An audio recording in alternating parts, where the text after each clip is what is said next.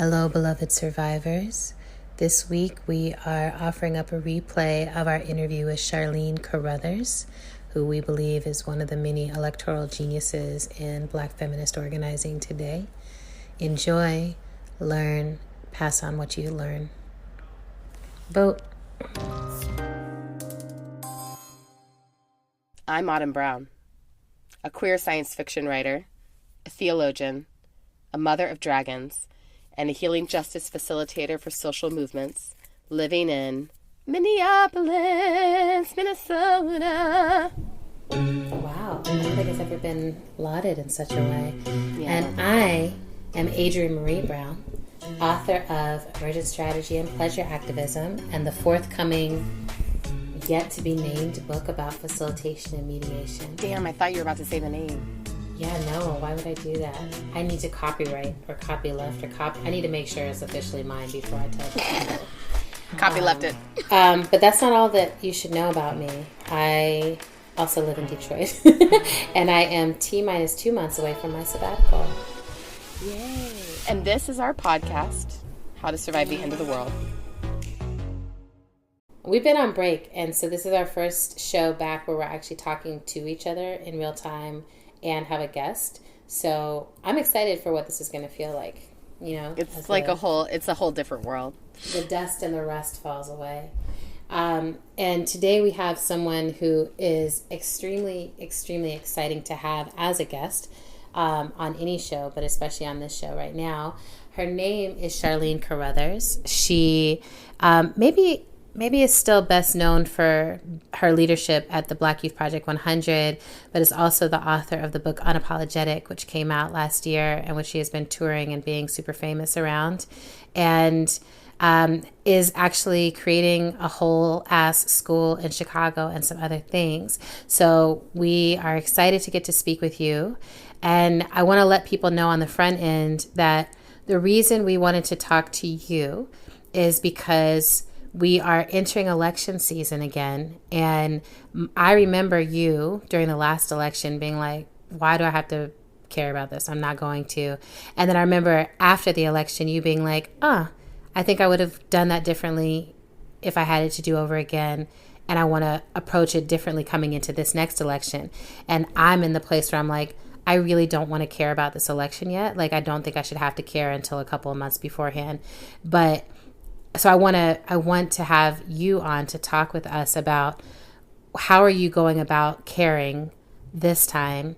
What feel like the important things to be caring about this time? Or are you still like, nah, I said that, but actually I don't care. So are you endorsing, different things like that? I would love for us to have that conversation.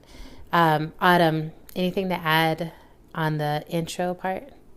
Well, and I think one of the other things that we were really excited to talk to you, Charlene, about is, thinking about the impact to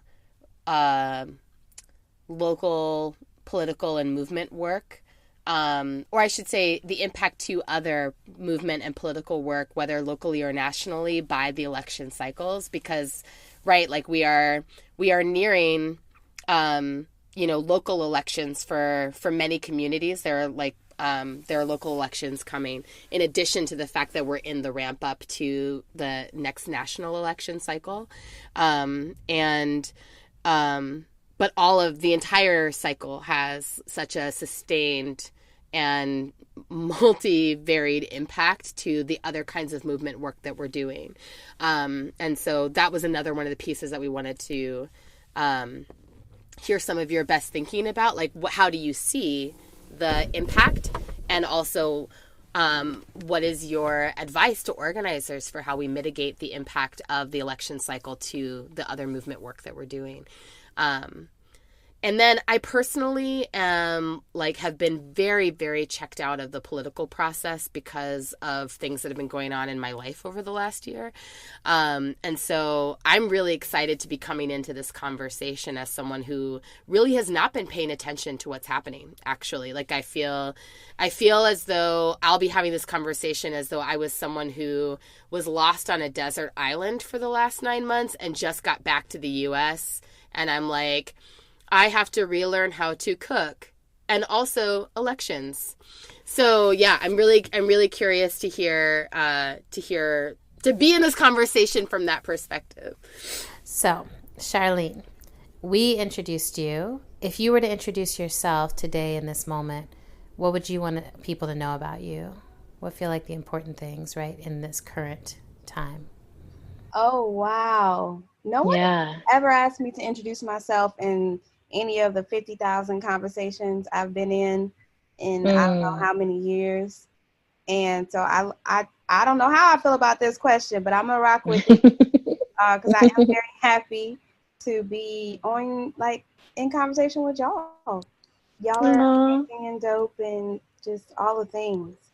And so, yeah, so Charlene Antoinette Carruthers. Mm. I You say your am, full name. yeah, I would say I guess started there. I would say my full name. I would also introduce myself as a lifelong student and someone who has always been curious and asked 50 million questions about the world around me. And so what that's led me to doing is like committing to political study over my lifetime in Black feminisms and the Black radical tradition and all things surrounding like really nerdy things like political economy. And also I'm a huge student of like Black or African diasporic foodways, basically how Black people eat around the world and how we carry our memories, our history through our food. And even like thinking about my ancestors coming through the Middle Passage, one of the ways that they held on to memories of where they came from was through the food that they prepared once they arrived anywhere in the Western Hemisphere, frankly, not just here in the United States. I will also introduce myself as a friend and what else? Someone with a great sense of humor. Yeah, I think so. And then, all the other stuff like fellowships and awards and publishing, that's all right. I just feel like I've just like gotten to the tip of the iceberg. And I'm not even I'm not at the tip of the iceberg when it comes to the work that I've done. Or maybe it's like actually all y'all have seen is the tip of the iceberg. I'm thinking about all the workshops I've been in. All y'all have seen is like the tip, and then there's so many other things below the surface that are actually like what is going to surface at some point, because climate change is real and That's right. our ice is melting. So I really love way what to you close did with it that. out. I love what you did with that. You said what you need to know is I'm the future that's going to flood your banks. That's what you need to know. Woo! Charlene Antoinette Carruthers. Mm-hmm. I don't know where that came from, but I mean, you just were like, In the future. You're like, I'm covering every single base. I'm covering it all. So I really love that you brought in that piece around food, because I want, before we go, to recommend to people your Instagram stories, because you really do sit on Instagram stories and cook whole ass meals, from taking us shopping with you or taking us out into your garden to what is the layering of flavor that you're going to do in the kitchen, while also referencing our historical traditions that are flowing through the food. And it makes me like, when are you getting a cooking show? So maybe that's down in the lower iceberg area. So could you tell us a little bit now about that 2016 election lesson, right? Like kind of how you moved through that election, and what do you feel like you learned that is shaping how you're moving now? oh my goodness. So in 2016, I was actually in a bunch of different conversations about the election, like leading up to November. So I was in conversations with people like Dr. Barbara Ransby, leaders across the movement for Black Lives, folks like struggling across the different movements. And I remember being a little shit about the orange menace that's now in the White House. And what I mean by being a little shit is being super liberal in how I understood Hillary Clinton and how I understood him. 45, right. The orange menace, whatever we want to call it, the white man occupying the White House. right now, and not having a very solid analysis of the terrain that would be created if he were elected. Not doing my due diligence and saying, actually, if he wins, this is what's going to happen to the entire federal court system. This is what's going to happen to the Supreme Court. And this is how I will be impacted for generations to come, as long as, the U.S. government even stands in existence. I also remember not moving past my very clear critique of Hillary Clinton, which I still stand by my critique of Hillary Clinton and her past, but it should have been a yes and like this is this and this is like the reality that we are going into. And so we have a choice to make about what kind of terrain we want to organize in. Who do we want to fight with? Who do we want to contend with? And Black people didn't lose the election. I'm clear about that. We are not the reason why Hillary Clinton lost the election. I do think that we serve that I have some role in articulating, no matter what election it is, like what's at stake and what is our possible role and what are our options. Like, I didn't even say these are our options here in like a real clear way, and saying you make the choice based on these options. And so I think I was too neutral, and neutrality is still a position. It is still a position.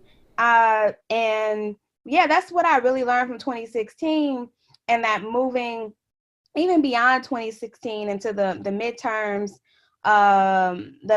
following that, I was like, look, this is so much of this is about doing the work to, of course, push issues, not candidates, and also to see this as like it's a long-term political project.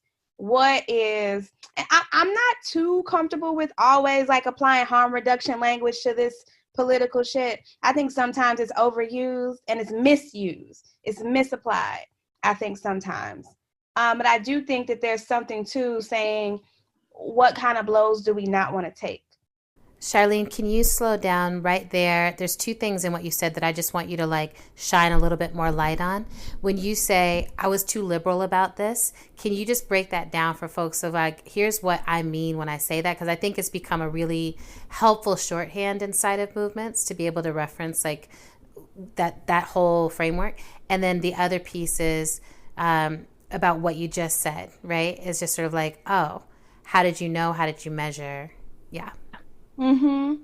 Yeah. So when I say I was too liberal, what I mean is that I didn't actually dig deep, and I was real surface level, and all like too much was okay for me to say, like too much was okay to go into like my decisions and what I did and what I didn't do. And if I was actually being principled and radical in my approach, I would have had a much more concrete analysis of what was happening, and not just any old message, not just any old set of polling data, and I would have needed more concrete things.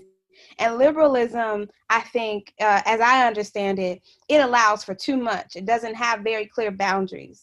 It's not very disciplined. And so I was not disciplined in my like approach to understanding and even communicating what was going on.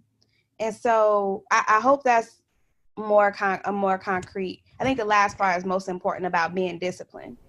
Yeah, I think that's it, right? I think that really landed it. And then the piece on harm reduction, when you say you don't want to use that just blanket over everything, can you talk about the dangers of overuse or using it incorrectly? Yeah, I mean, so I just started with the Chicago Center a learning circle on Mariam Kaba and Shira Hassan's book, a workbook, Fumbling Towards Repair. And they actually include some history about harm reduction and about like where it comes from, and it coming out of, LGBTQ communities dealing with addiction. And I hope that's the right language. I don't have the exact definition, but coming out of those communities and people saying, actually, we need clean needles. so we are not dying, or we're not contracting things against, that we don't have to contract or acquire. We actually need to be able to do our work with safety as sex workers. Like, we should be able to do those things, and you need to create these systems for us, right? And so I think you need to decriminalize the work that we do, and provide us with resources and services, all of those things. And so when we apply harm reduction, in my view, to politics without some discipline, we can ignore that we're talking about addressing the needs of marginalized and oppressed people. And that these groups of people are more oftentimes than not, if not always, the ones who are going to bear the brunt of terrible policy. Some people may feel it a little less than the people who are more vulnerable to shitty economic policies. And so that should be the driver of harm reduction, not, so the middle class doesn't hurt more, or people who don't deal with, or upper class people don't hurt more, or we just don't let the whole system collapse. But actually it is meant to be there to address the needs of marginalized and oppressed people. I so appreciate the wisdom of that, the redefining, who is harm reduction actually for. And I think it brings up for me a really complicated question that felt both complicated before and after the 2016 election, because one of the things I remember being a point of contention during that election cycle was for our long-range goal of ultimately abolishing the system, is it better to have someone elected who destabilizes the system even further and whose presence in office exposes more of the hard realities, or gives us a better target to fight? And I remember one of the complaints that I was hearing from folks internally, often folks who were in lead frontline movement work, saying, we don't want a Clinton in office who will create the same progressive shield that Obama had around what's happening with undocumented immigrants in this country, and the level of crisis that is there. We want a Trump because that gives us a clear target and it's easier to mobilize our people, right? So it was interesting to hear that as a strategy that folks really believed was feasible. And to what we've actually witnessed, I think, my perception in the wake of the 2016 election is that our movement infrastructure there wasn't a movement infrastructure on the left to actually support responding to a target like Trump, right? And so I think that, to me, there is this question, as we sit in this particular moment, gearing up for the next election cycle, or in some cases being inside of, special election cycles or local election cycles. What does it mean to, how do we orient at the right scale to a target with a knowledge of what our movement infrastructure can actually support in terms of a fight? So, like you said, we now have an example of what happens when a tyrannical leader is in the White House.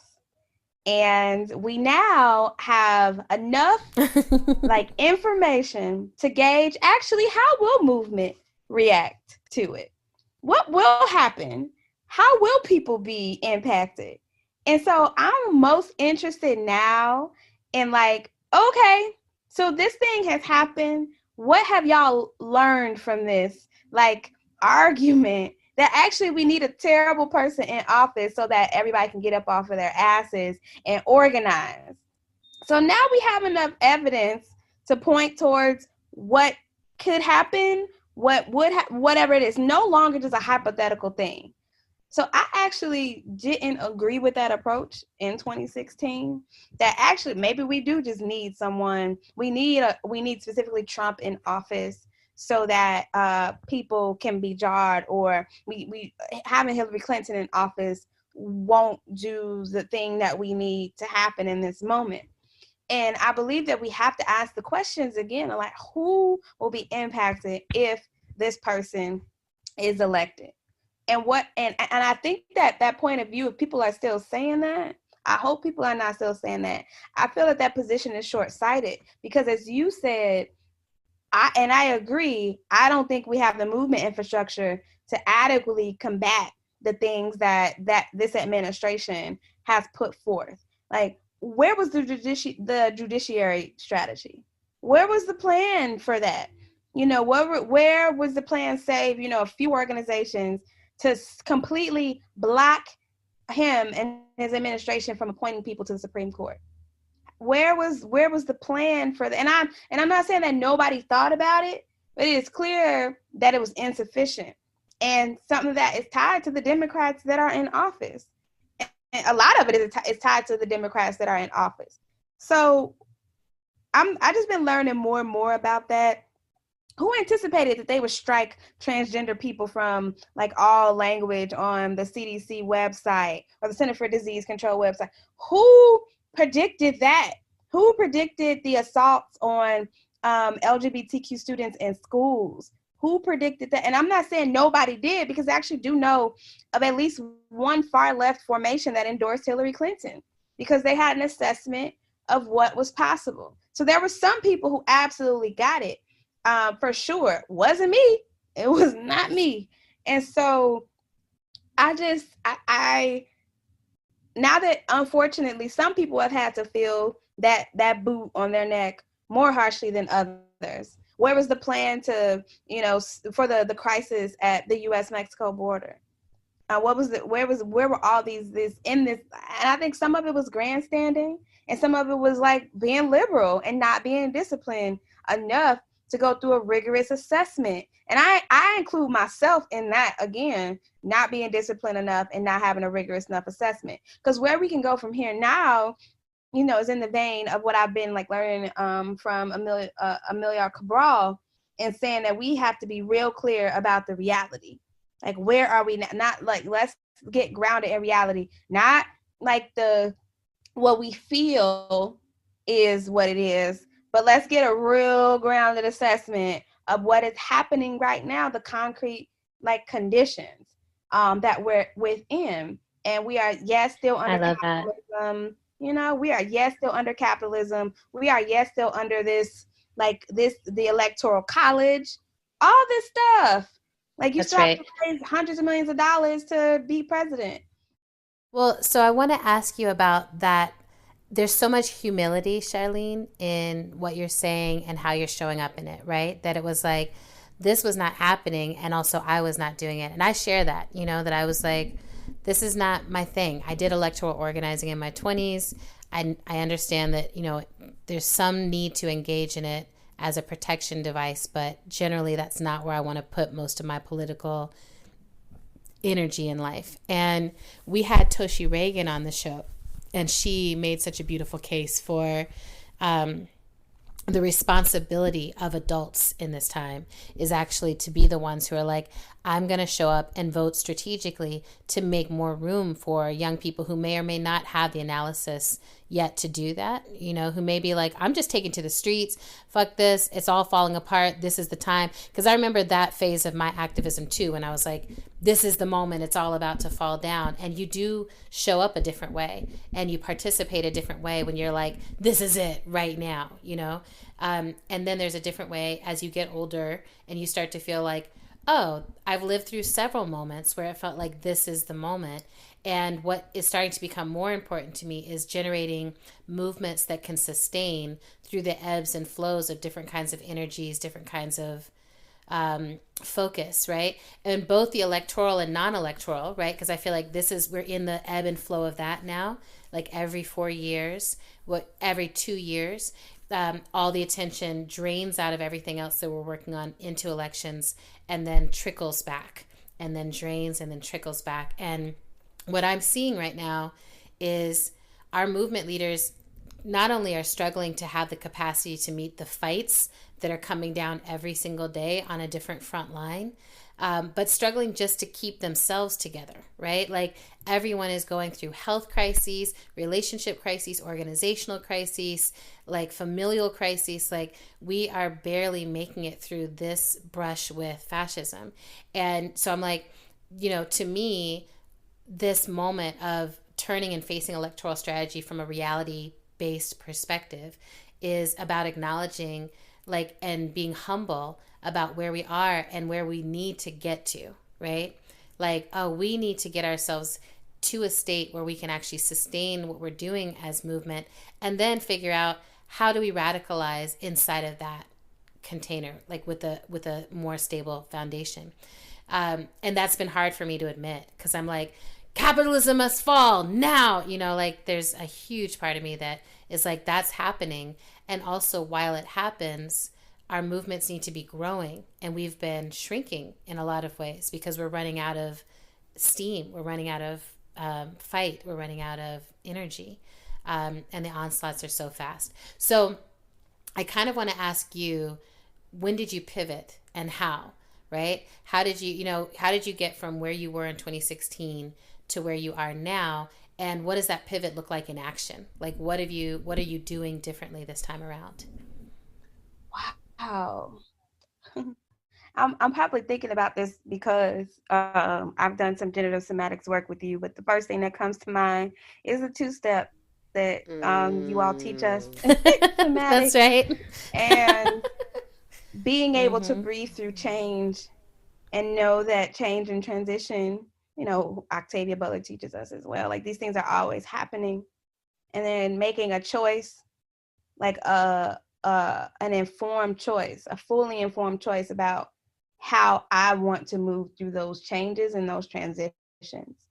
And I don't think any of my realities or like my realizations rather about electoral stuff is in a vacuum. Like, you mentioned all these changes that people are going through. Like, I basically listed a bunch of changes that I'm going through myself, that I've been through. So I've had to buck up, for lack of better words, around what I believe in, how I do the work. I've had to change my pace. I've had to change the kinds of things that I commit to. Like, I recently joined the Women's March Board. I would have never done that, a year ago. I would have never done that. And it was a choice based on what kind of impact do I want to make in the 2020 elections, knowing that the terms would be through that time. And so I think the pivot happened sometime after I transitioned out of my role as national director at BYP 100, and just talking to people all over the world, and really, all over the world, and hearing different things, and really checking my own self, and my own ego around and also not being liberal about the influence that I have in the world or in this country or wherever, because I do have influence. Oh, yes, you do, baby. Mm-hmm. Yes, you do. Acting like I don't is actually really unprincipled and irresponsible. And I choose to take responsibility for what I say and what I do. And it doesn't mean that I'm by no means like a robot, or I watch every single word I say or whatever. You catch me at 3 a.m. on Twitter, I'm bound to be saying any damn thing in the middle of the night. And I'm also clear that, that's a part of who I am. And I think that's something that maybe people gravitate towards. And so I take that seriously. And so, yeah, the shift, the pivot, and it was just having a bunch of really good conversations, and also just seeing the terrible things happening. Like, if I see all this terrible stuff happening, for me, I was just like, how can I just sit back and act like it's okay, and that I have no role in stopping it from happening again? And that's why I'm choosing to show up differently. So beautiful. I'm curious to know about something you said earlier, Charlene, about being issue focused, not candidate focused. I wonder about in your own political work, what strategies or tactics you've used to be able to maintain an issue focus inside of an electoral cycle that is so individual and personality focused. And whether you see people, I'm just, especially given how broad your perspective is on what's happening in electoral and movement work right now, are you seeing any like significant strategic or tactical changes that people are making in their work in order to be able to continue pushing issues front and center instead of being susceptible to the hyper individualism of the electoral cycle? Mm-hmm. So I'm a part of this effort called Black Women For, and it's basically a project focused on Black women, gender nonconforming, and non-binary folks, in our engagement in the 2020 Democratic presidential primary. And I'm a member of the steering committee for that.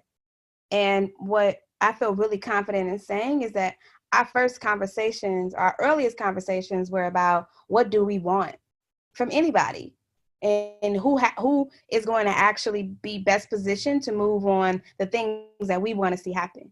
And that's the way we moved in BYP 100 as well. It was like taking the time to say, what do we care about? What are our issues? And that this is independent of any candidate, independent of any political party. And we're going to move on these things that we care about, regardless of who's running, and go from there. And also use like public organizing to ask people, what side are you on? Like what do you actually support? And for better or for worse, so much of U.S. politics comes down to the candidate at some point. And so it's so much of it is about what do you do leading up to election day, leading up to whatever candidate like finally makes it on the ballot.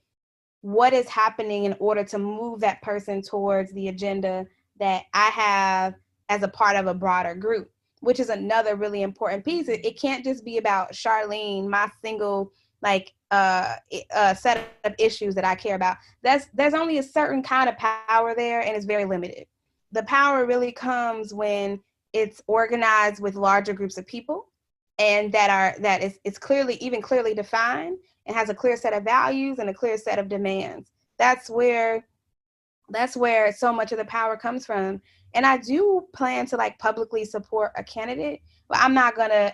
What you won't see from me is like the first thing you see from me will be a reflection of a collective effort. It will not be just like my Facebook post about who I'm endorsing kind of thing. And I've thought about that quite a bit, and I'm not gonna like shade other people who've done that.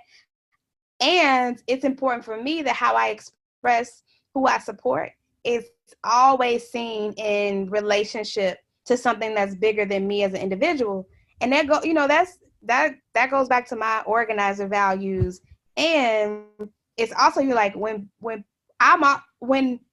I bring up the question that Ella Baker would ask of who are your people, like I want to be able to name who my people are when I'm making any grand announcements about anything. And that it's not just me who's out here thinking this thing, because that actually paints a much more narrow picture of what's happening when it's just me saying it.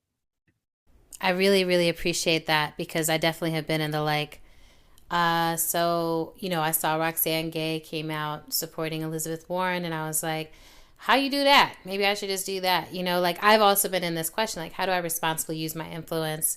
She seems to be the person who's moving with plans. I'd love to hear if you're like, as you're thinking through, what are the things that we're longing for, how you're seeing some of those candidates moving in them. But before we get to that place, I'd love to also hear the concern I also have in elections is always, how do I not drop everything I'm working on and I care about, while also responsibly redistributing some of this attention and focus over into the elections. And so I'd love to know for you, I know that you've been in the process of starting a school. I know that you're doing other pieces of work. How are you balancing, and how do you plan to balance between now and the end of 2020, between the ongoing work you have and the electoral, the work, the way the election pulls that attention and focus? So first, I wanna go back to that last one, and that Adrian, if you feel like you just want to post some shit and say who you support, you should do that. I also have an opportunity for you to sign on to something if you're interested. I'll send it to you. I am interested. I mean, because I will say this, my honest truth is I'm ready to go on sabbatical. I'm part of why I wanted to go on sabbatical in 2020 is because I'm I just don't have the energy for this dance again right now, right? I feel like I've done several of these elections, and mostly I just feel really annoyed at how we do them. And that's part of why we're doing this podcast. I was saying this to my friends, and one of my friends, Jody, was like, well, y'all should do a podcast that's an election roundup that helps people, blah, blah. And I was like, let's just get Charlene on here to break it all down for us. And that will be part of me doing my part, right? It's having you come and talk to people. And part of us, Autumn and I, doing our part. Because I'm we are anarchist Buddhist people. We're just over here, when is this, all the apocalypse, everything's over. So anyway, all that to say that I do feel you're really revealing too much, Adrian. I mean, that's why we're here. So I do feel like there's a part of me that's I do want to have an informed process. And I always, I'm I let stuff be fed to me, right, by the people that I trust. And I think, to me, that's a part of my integrity, and that has been a part of my integrity, is I'm I'll tell you where I got the information from, and I will let myself be used. If y'all are going to place me in a celebrity space that I didn't ask for, then I will use it the way I want to use it, which is okay, cool. Let's use it to uplift the people that I trust, because, there is this commitment to celebrity culture, a commitment to moving with leadership in that way. And it's very hard to move ideas if you don't play some of it. So I appreciate that. I'll play some of it. And I want to ask, because for me, I'm I have books to write. And part of what I'm going to be doing is going away and writing them. Some of them are fiction. Some of them are nonfiction. There's a lot that's flowing out of me, and I want to let it flow. And I'm then there's other projects to start. And so I want to, that question, how are you balancing it all? Also, you're going to tell us about your fiction writing. Yeah. So how am I balancing it all?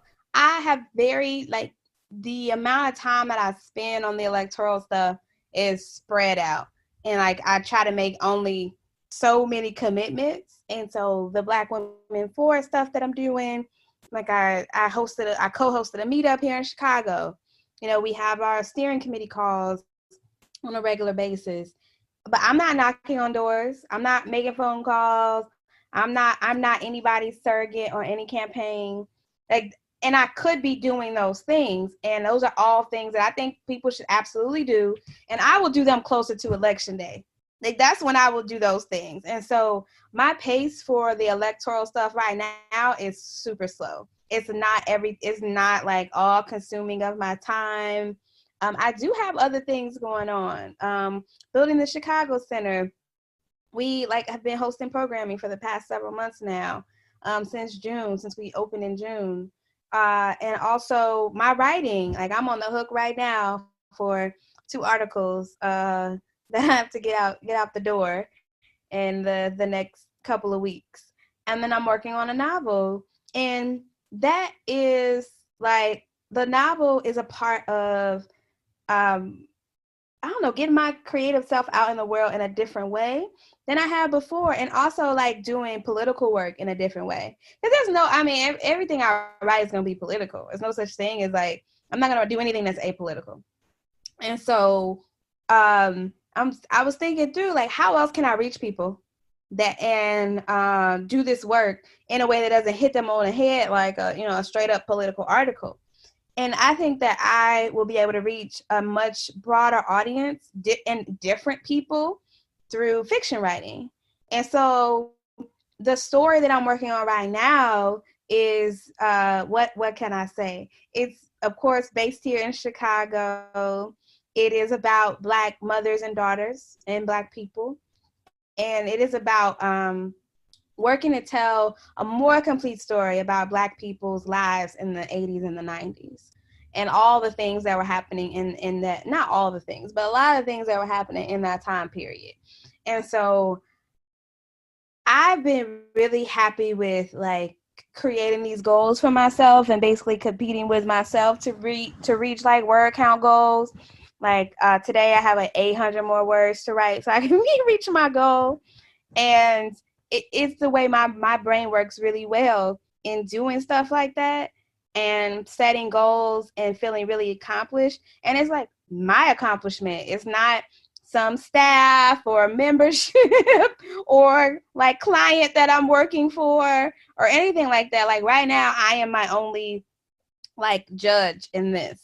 And that feels really good to not have to seek approval from other people yet. That feels like freedom. Right? Yes. Yeah. Like at some point an editor will get it, you know, at some point other readers will, you know, give feedback. But for now, I get to just put all these ideas out that are in my head on a page. And when I think about how organizers who are like, I'm not with this shit of electoral organizing, it could or could not, it doesn't have to be your full life. And it's like, just like anything else that you care about or that you do, what are the contributions that you can make and how does it fit into the broader like puzzle of your life, like how these things can fit in. And like, what is it that you can do that is aligned with your values that will allow you to sleep at night or allow you to like wake up or move from day to day and like feel like yourself. And I think that there's so many spaces where that could happen. Thank you so much. I really, really, really appreciate you saying that because I feel like so often, so much of this conversation gets caught up in, none of these candidates are perfect alignment with my politic, and so I won't play the game. And it feels like you just like really brought everyone into accountability. That's like, we are still living inside the shell of the old, and we are still in a certain game where survival is on the line, and the people who are bearing the brunt of it are those who are the most marginalized and most oppressed already. You know, like I have been in classroom after classroom as a somatics teacher where folks are talking about the deportations that their families are surviving right now, and also saying, I'm an organizer. This is happening to my family. This is happening right now. And I just feel like every time I hear that, I want to turn and face these people who are like, oh, I don't really fucks with it because like this, that. I'm like, that's not your call. You have to be accountable to a larger community. Yep. You have to be accountable to a larger community.